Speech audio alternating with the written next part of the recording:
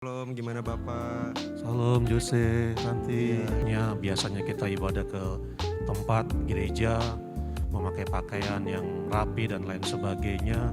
Kadang juga nih ya Pak, kalau misalnya udah ibadah karena kondisinya sekarang di rumah kan ya Pak, online gitu kan. Kayak kan kita ibadah streaming nih, tapi kadang saya suka males-malesan, kadang cuma streaming.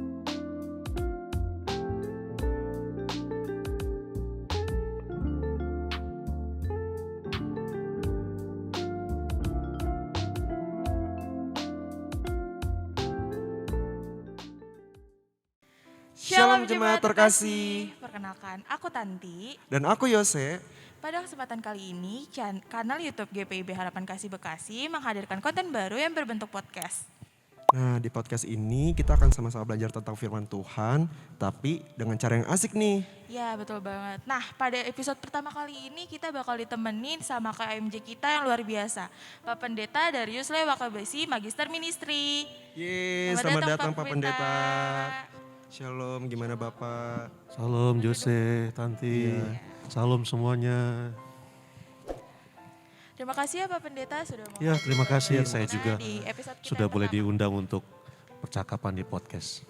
Ya Pak, jadi pada kesempatan kali ini kita mau sedikit ngobrol Pak tentang ibadah. Ya, tentang ibadah. Kayak ya pokoknya selama perjalanan ibadah kita terus kayak apa sih yang kita rasain selama ibadah. Gini nih Pak, kan kita udah 20 bulan, mau hampir 2 tahun bahkan ya, Iya. kita ibadahnya online.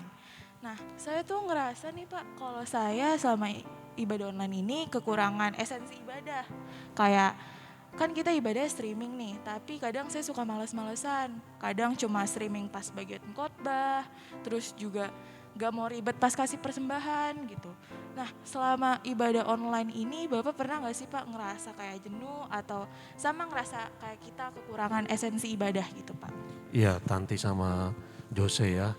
Memang pengalaman kita ketika kita ada di masa pandemi ini, sesuatu yang kebiasaan itu jadi berubah ya modelnya, dan hal-hal yang biasa kita lakukan jadi tidak bisa kita lakukan ya, termasuk di dalam ibadah gitu. Harusnya biasanya kita ibadah ke tempat gereja, memakai pakaian yang rapi dan lain sebagainya. Sekarang tinggal di rumah masing-masing, secara fisik tidak kumpul, tidak bersama dalam satu ruangan tapi di ruangan virtual.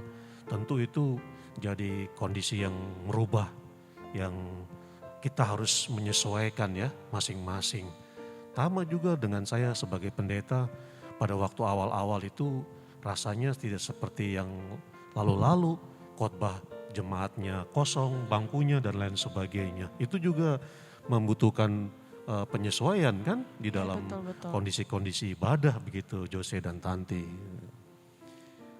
Iya sih Pak, kadang juga ya Pak, kalau misalnya udah ibadah karena kondisinya sekarang di rumah kan ya Pak, online gitu kan.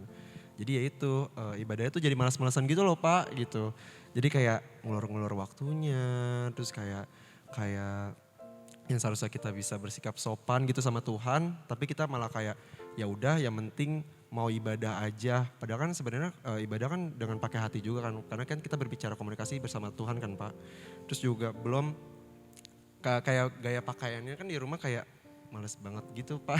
Kalau maksudnya yang penting udah rapi, udah menurut kita rapi ya udah gitu kita bisa ibadah gitu. Iya, memang kita tergantung dalam virtual ini dengan teknologi ya, dengan daring, dengan YouTube, dengan Zoom dan lain sebagainya. Memang itu butuh penyesuaian dan butuh persiapan-persiapan untuk mempersiapkan ibadah melalui tayangan-tayangan online seperti itu ya. Beda dengan ketika kita beribadah seperti biasa, kita bisa lebih ringan, bisa lebih praktis untuk beribadah. Cuma persoalannya Yose sama Tanti kan gini, bahwa kita ini mengikuti ibadah bukan nonton ibadah. Iya. Iya betul. Iya, nanti kalau nonton sinetron makan kacang. Iya. Kayak lebih bebas kalau nonton. Iya. Biasanya kalau nonton bola makan Kan. ada cemilan Iya di ada situ. cemilan. Gitu kan. Nah, Iya, tapi benar-benar. kalau ibadah kan tidak nonton, tapi Iya, kita benar-benar. mengikuti ibadah. Iya, iya. Harusnya seperti bajunya. Jose mesti bajunya baju rapi. Ya, sikapnya mesti sikap beribadah. Beribadah. Kalau berdiri berarti ikut berdiri, duduk Iya. berarti ikut duduk. Duduk, iya. Jangan berdiri kita tiduran di bangku kan. Iya. Nah, Iya, bener gitu lagi. kan. Berarti emang harus ini. Iya. Tapi Pak, saya mau tanya nih Pak, sebenarnya arti ibadah itu apa sih Pak? Iya kan ibadah itu artinya kan perjumpaan kita dengan Tuhan. Iya. Dia kan pakai kata Ibrani itu namanya abeda. Abeda itu artinya mengabdi dia. Kita sedang mengabdi pada Tuhan. Ya, kita memberikan diri kita pada Tuhan. Begitu ya. Berarti kalau kita memberikan diri kita pada Tuhan mesti yang benar, mesti yang seutuhnya, mesti yang sempurna kan. Nah, jangan yang setengah-setengah gitu. Jadi kalau kita memberi ibadah itu berarti kita mesti benar-benar memberi diri kita kepada Tuhan. Ya. Oh gitu ya Pak. Gitu ya. Berarti kan tadi kayak pas ibadah juga kita mungkin denger lagu, menyanyikan lagu juga. Nah, saya mau tanya nih Pak, ini sebenarnya pertanyaan dari saya sih. Baik, Kenapa baik. ya kalau orang Kristen, terkhusus GPIB tuh ambil lagunya dari Gita Bakti, Ya, Gita Kidung Bakti, Jemaat, Kidung Jemaat. Kidung Muda Mudi. Tapi boleh nggak sih Pak kalau misalkan lagu-lagunya itu diambil dari luar buku-buku tadi Pak, kayak misalkan yang Iya. lain? Kan GPB itu termasuk gereja yang mainstream ya. Artinya gereja yang menganut tradisi-tradisi dari bapak-bapak gereja, Calvin, ya reformasi. Memang dia selalu menekankan teologi di dalam pengajarannya. Terutama juga di lagu-lagu itu, ada nggak teologinya? Jangan sampai teologinya itu memuji diri sendiri, bukan memuliakan nama Tuhan. Kan kalau lagu-lagu itu kan biasanya memberikan kesaksian tentang pengalaman dan lain sebagainya ya. Jangan sampai lagu-lagu itu lebih banyak kepada pengalamannya, bukan pengalaman bersama dengan Tuhan. Nah itu ya, itu yang pertama. Yang kedua, memang di GPB itu seringkali kita bilang ibadahnya kaku, ibadahnya garing, kata anak muda kan, ibadahnya ngebosenin. Tapi sebenarnya dia bisa di matching dengan pola-pola ibadah seperti ibadah-ibadah kreatif. Ya, Iya, benar. musiknya ditambah, hal-hal yang menyangkut nyanyian, dia juga bisa nyanyian-nyanyian yang bisa diambil dari lagu-lagu yang bisa dipertanggungjawabkan secara teologi tadi. Ya, itu namanya ada di tata ibadah penyegaran iman. Iya. Ya, kalau dia penyegaran iman, dia bisa pakai tata ibadah itu nanti, pakai ibadah lagu-lagu yang oikumenis, penyembahan dalam awal-awal. Tapi juga kemudian dia bisa pakai tata ibadah yang pakai Gita Bakti, Kidung Jemaat dan lain sebagainya. Sebenarnya bisa di matching tuh. Tinggal kita aja yang kreatif dalam menata pola ibadah kita. Berarti Gitu. kita Iya. yang harus matching-matching juga. Betul, Nggak kita semua yang mesti dari matching. Apalagi buku-buku anak doang. muda ya. Iya. Anak muda itu. Anak muda. Lagunya jangan seperti opa dan oma tarik-tarikan kan. Iya. Iya, benar, apalagi benar, ada benar, benar, benar. lagu apa Kidung Muda Mudi. Iya. Coba kalau dengan matching dengan musik yang ini kan jadi semangat Iya, dia. jadi tuh. semangat Iya. gitu. Oke, terus ya Pak, ini bukan pendapat sih, maksudnya ini saya biasanya gitu di rumah gitu Pak. Kalau misalnya ibadah, kalau menurut saya sih ya Pak, kalau pakai kaos itu aja mungkin udah rapi gitu kalau menurut saya gitu Pak. Nah terus saya juga pernah nih Pak ditanya gitu, cara berpakaian di agama Kristen tuh gimana sih gitu. Iya, sebenarnya kan dalam hal berpakaian tidak ada aturan seperti orang Yahudi ya dalam berpakaian dan seterusnya dalam ibadah. Ya, kita ini kan sudah dibebaskan dari hukum-hukum seperti itu. Dalam Kristus sebenarnya hanya yang diperhatikan adalah hati kita bagaimana. Ya, tapi juga dalam kehidupan sehari-hari kita juga mesti memperhatikan kelayakan dan etika kan. Ya, jangan mentang-mentang yang penting hati saya. Tiba-tiba kita datang pakai celana pendek, pakai sandal jepit ke ibadah di gereja. Nanti jadi aneh sendiri sebenarnya kan gitu.